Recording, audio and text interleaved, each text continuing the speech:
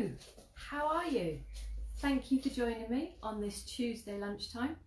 This week with Kirsty Wales Massage Therapies, we're talking all things food. Food labelling, good foods, bad foods, what does fat free, what does light mean, options, frozen, tinned versus fresh. I was asked that question this week, and also trying to include some protein options for vegetarian people. What else have we got on the list? Traffic light systems, all sorts of things, and it's nutrition all week long, so I'll keep you posted when I'm going to be on. But thank you for joining me today. We've got fresh orange in my water, so let's get going. We're talking about food labelling today.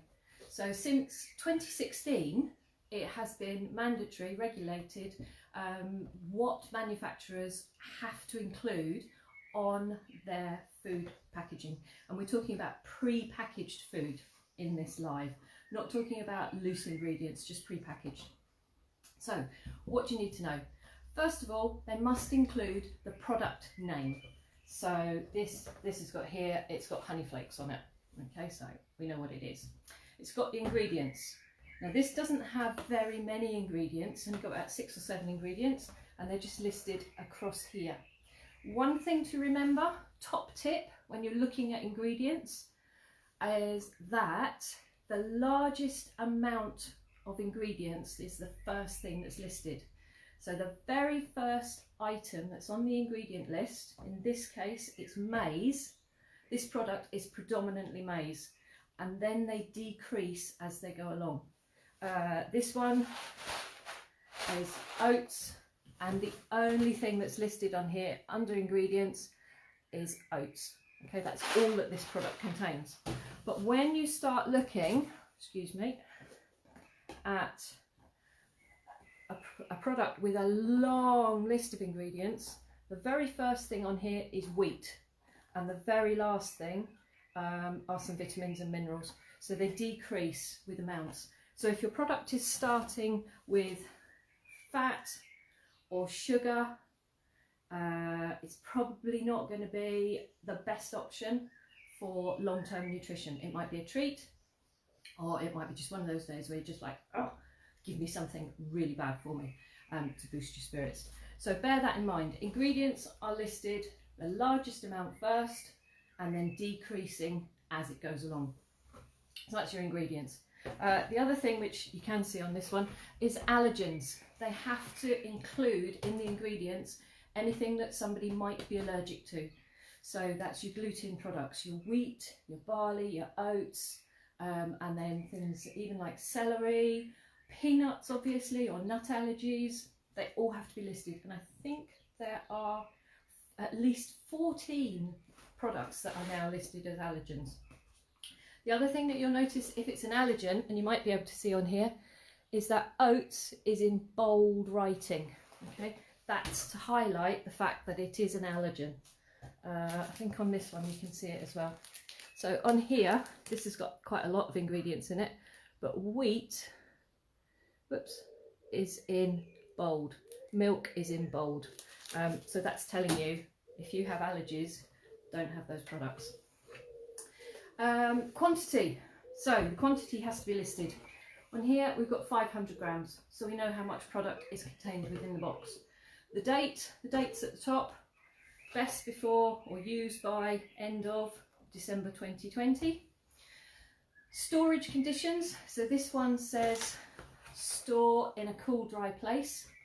That's just telling you, like oils need to be kept away from direct sunlight. Certain products like to be in dark cupboards, some things need to be kept in the fridge. That's why they include that information. Contact details. Manufacturers must put on how you can contact them. So on here, it's actually got tell us what you think, but it's got all their telephone, their email, their Twitter account, and their full addresses on there as well. So if you have a problem with their product, you know how to get in touch with them. That's why they have to include that. Instructions for use. So this one has not so much instructions, but it has a suggestion. So it says have it with milk, have a glass of water alongside it, and put some fruit on it, and you've got part of your 5 a day. That's more like a serving suggestion. Instructions for use might be things like kidney beans. You normally have to wash the kidney beans before you can use them, and you never use them raw and all those sorts of things. Alcohol. This doesn't have any alcohol in it, obviously, but the strength of the alcohol, that must be included on the label as well. And finally, your nutritional information, which is the nutrition declaration. And that is generally in a table format on here, and this is giving you the breakdown of your calories, the energy content of the product, the carbohydrates, the fats, the sugars, the amount per portion. Now it has to be either per 100 grams, per 100 millilitres, or they can also put on there a serving suggestion, so it might be 30-gram portion. So that's where you'll find all that information. And the nutritional content I'm going to go through in more detail tomorrow, along with a bit more information about the traffic light system. This has a traffic light system because it's got amber and it's got greens on it. This one I think is all greens. Yeah, all across the bottom here, these are all green. So this is telling me that it's actually a really good product for me. It's a good choice to consume this. This one is all ambers.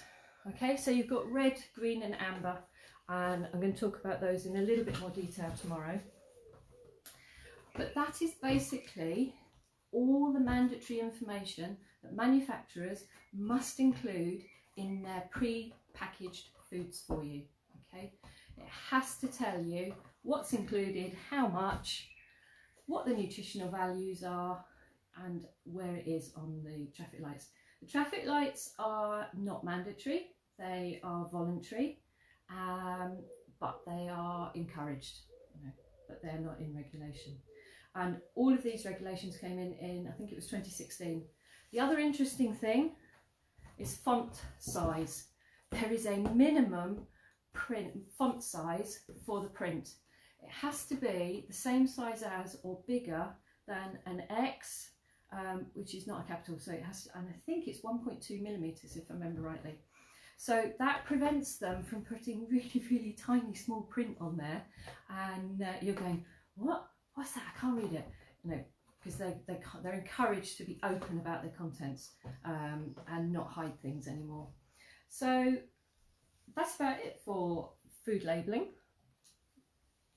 I'll go back and edit this. If I've missed any comments or I've missed anybody, I will go back and reply. If you've got any questions, if there's something that you want to know about, pop it in the comments, or send me an email, send me a text, and I will try and cover it for you. But we're going to be covering lots of things over the next couple of weeks to do with nutrition. As I said earlier, tinned products versus frozen products versus fresh products. Where do you sit with those? Which ones are better for you? Are they worse for you? And I'm going to give you some information about that. Protein intakes, good sources of protein, especially if you're vegetarian. Sugar. Sugar is a massive subject on its own. So we're going to talk about that, and all the different types of sugars, these alternatives that you get now. So we're going to talk about that. And breakfast. Should you have breakfast? When is breakfast? Is breakfast just for that time of the day? Eating habits, when you eat during the day. I'm going to answer questions about sports nutrition, what you should eat before you do a workout, what you should eat after a workout. If you're training for competition, if you're a shift worker, that messes up your eating habits sometimes. So there's lots of things to do with nutrition that I'm going to be talking about over the next few weeks, and I'm going to space it out, so it won't all just be nutrition, don't worry. There'll be exercise, there'll be massage, there'll be self-help, usual top tips in there. So thank you for joining me. Enough of the waffle. Hope you have a lovely day. My orange water and I are now off to do some more research for you. Have a great day. Speak to you soon. Bye.